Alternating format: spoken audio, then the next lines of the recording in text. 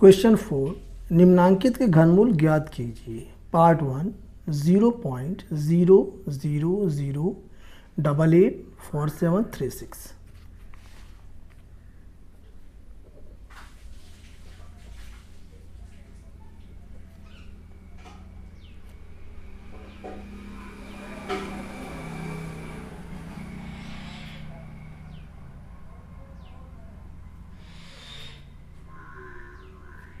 तो इसका हमें निकालना है घनमूल।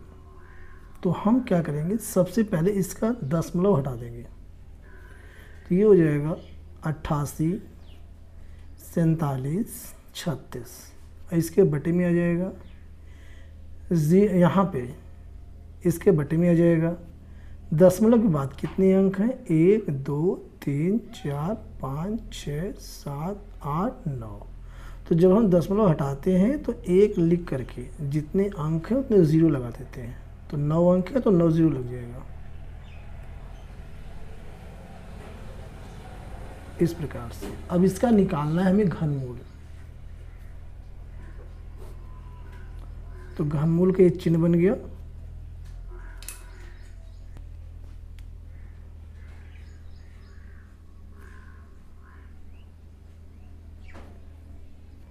अट्ठासी, 47, 36। इसके बटे में है एक लिख के 9 ज़ीरो। इस प्रकार से अब क्या करना है, अब हमें गुणनखंड निकाल लेना है। 88, 47, 36। तो ये 2 से विभाजित होगा।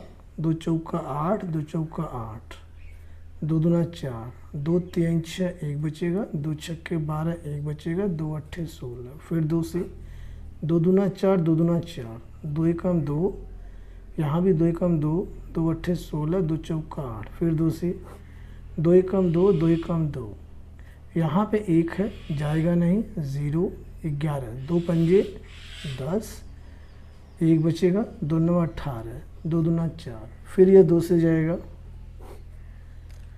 तो अब यहाँ पे 2 पंजे 10, 2 पंजे 10, यहाँ पे 1 बचेगा। फिर 2 पंजे 10, 2 दूना 4 और 2 दूना 4, 1 बचेगा, 2 9 18, 1 बचेगा, 2 छक्के 12। फिर 2 से जाएगा।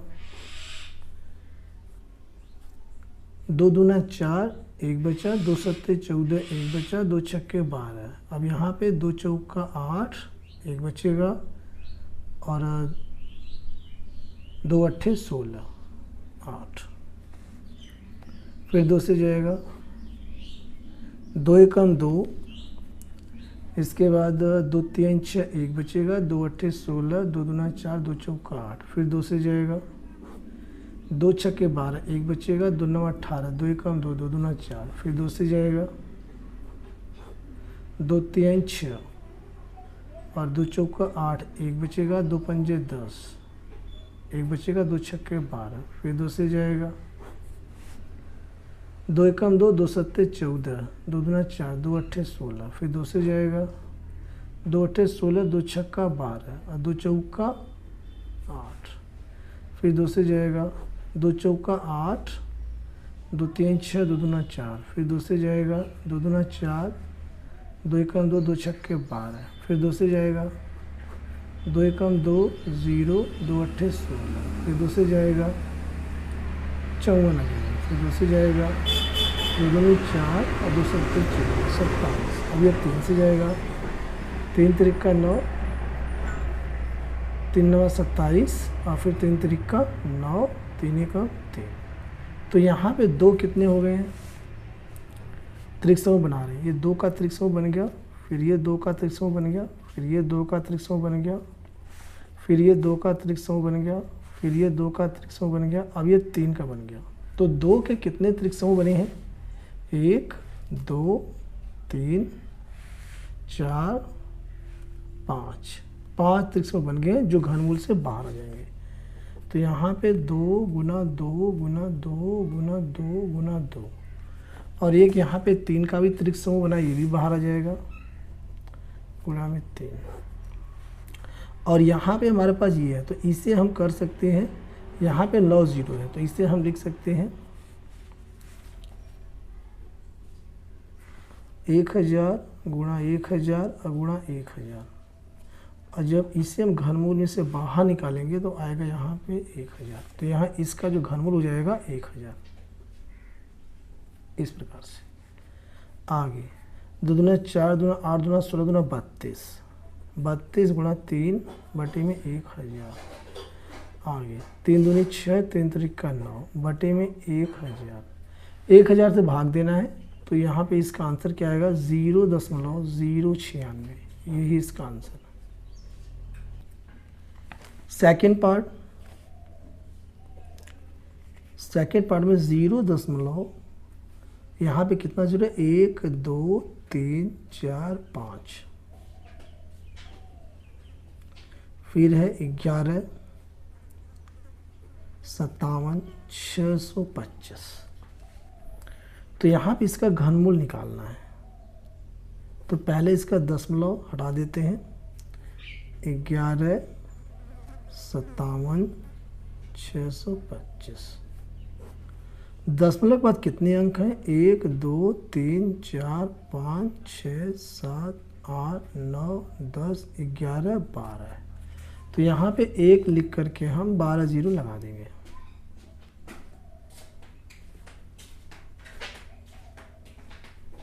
ये हो गया। अब इसका हमें निकालना है घनमूल, तो ये घनमूल का चिन्ह बना देते हैं। आप यहाँ भी बना सकते हैं, कोई दिक्कत नहीं, क्योंकि घनमूल ही निकालना है।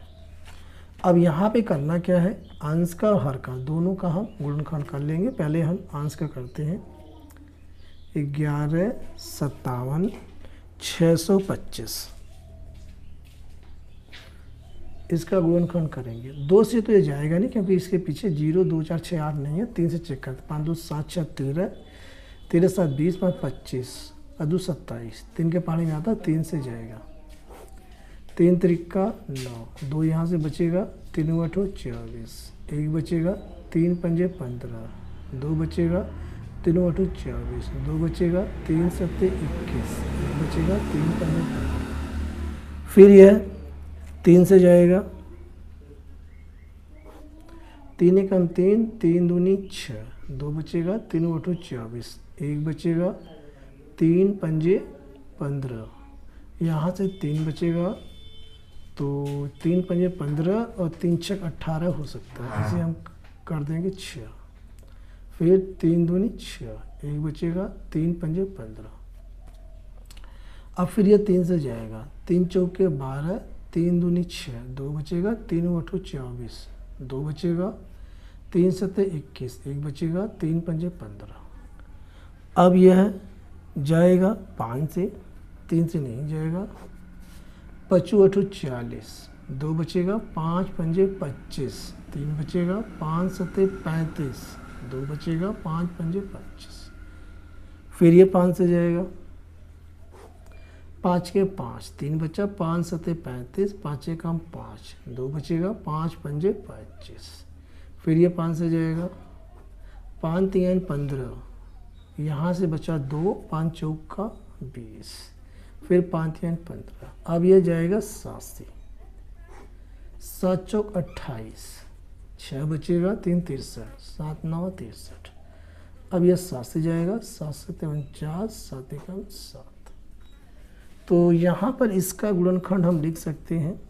घनमूल का पहले चिन्ह बना लेते हैं ऐसे, और यहाँ पे 3 कितना है 3 ठो, 3 गुणा 3 गुणा 3, 5 भी 3 ठो है, 5 गुणा 5 गुणा 5, और 7 भी 3 ठो है,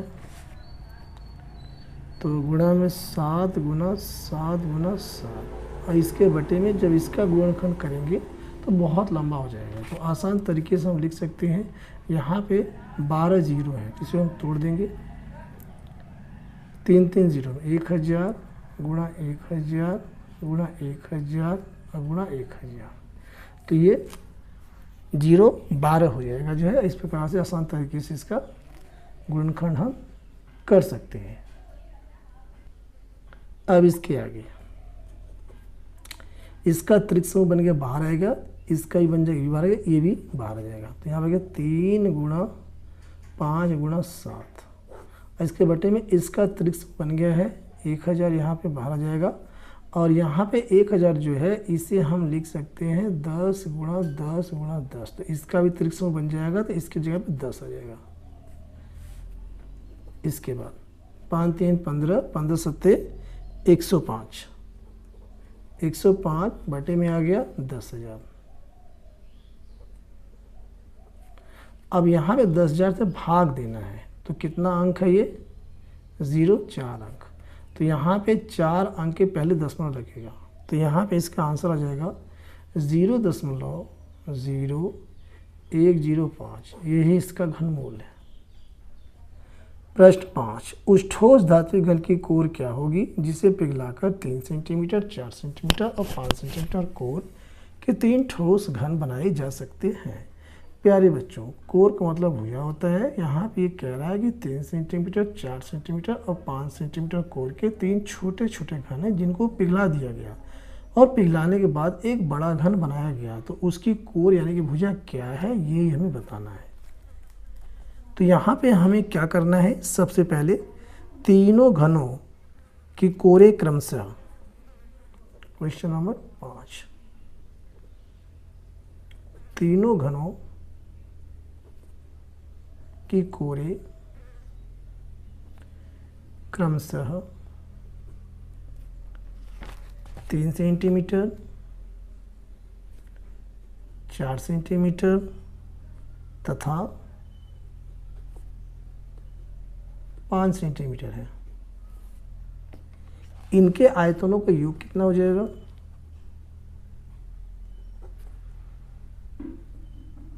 इनके आयतनों का योग।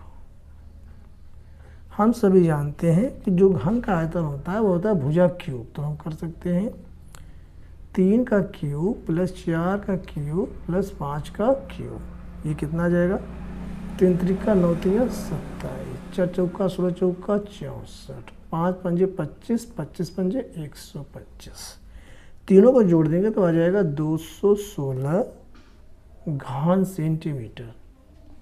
अब यहाँ पे ये जो बड़ा वाला घन बनाया जाएगा उसका भी आयतन इतना ही होगा, तो यहाँ पे हम लिख सकते हैं माना बड़े घन की कोर, बड़े घन की कोर बराबर 1 सेंटीमीटर, तब इसलिए आयतन इसका क्या हो जाएगा, आयतन बराबर x क्यूब, और यहाँ पे ये जो आयतन है इस आयतन के बराबर है, तो हम लिख सकते हैं x क्यूब बराबर 216, तो x बराबर 216 का घनमूल, तो 216 का हमें निकाल लेना है घनमूल। इसका हम कर लेते हैं गुणनखंड, 2 से भाग होगा, 2 एकम 2 0, 2 अट्ठे 16, फिर 2 से भाग देंगे आ जाएगा 54, फिर 2 से भाग देंगे आ जाएगा 27, अब 3 से देंगे 3 9 27, फिर 3 से 3 त्रिक 9, 3 एकम 3, तो यहाँ पे 2 का भी त्रिक समूह बन रहा है और 3 का भी बन रहा है, ये घनमूल से बाहर हो जाएगा, तो x का मान आ गया 2 गुणा 3, यानी कि x बराबर 2 3 6 सेंटीमीटर। तो हम यहाँ पे कह सकते हैं कि जो ये बड़ा घन बनेगा उसकी जो कोर है वह 6 सेंटीमीटर होगी, यही इसका आंसर है।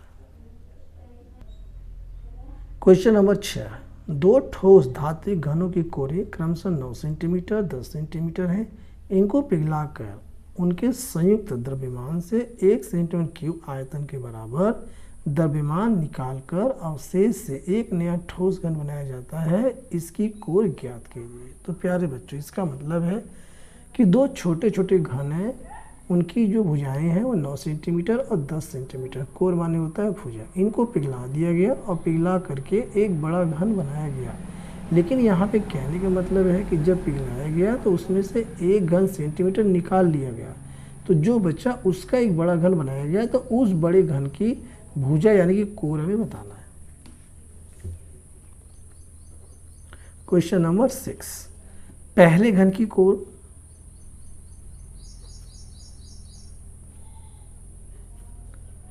पहले घन की कोर बराबर 9 सेंटीमीटर, तब आयतन क्या हो जाएगा, पहले घन का आयतन क्या हो जाएगा, ये होता है भुजा क्यूब, तो 9 का हो जाएगा क्यूब, तो हम इसे लिख सकते हैं 9 गुणा 9 गुणा 9, 9 9 81, फिर गुणा में 9, 9 एकम 9 9 72, 9 एकम 9 9 72, यानी कि 729 घन सेंटीमीटर। अब दूसरे घन की कोण,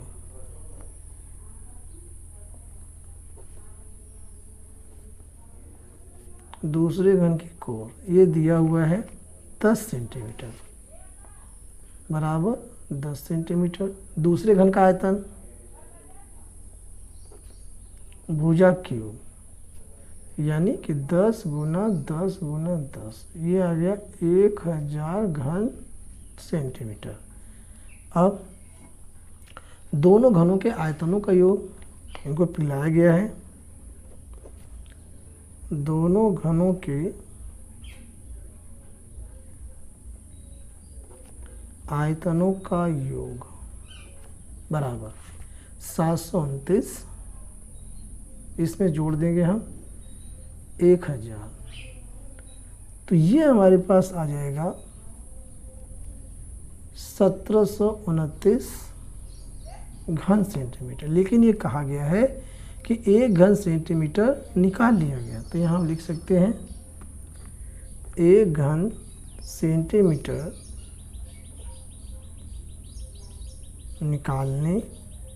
निकालने पर शेष आयतन बराबर 1729 माइनस 1, ये हो जाएगा 1728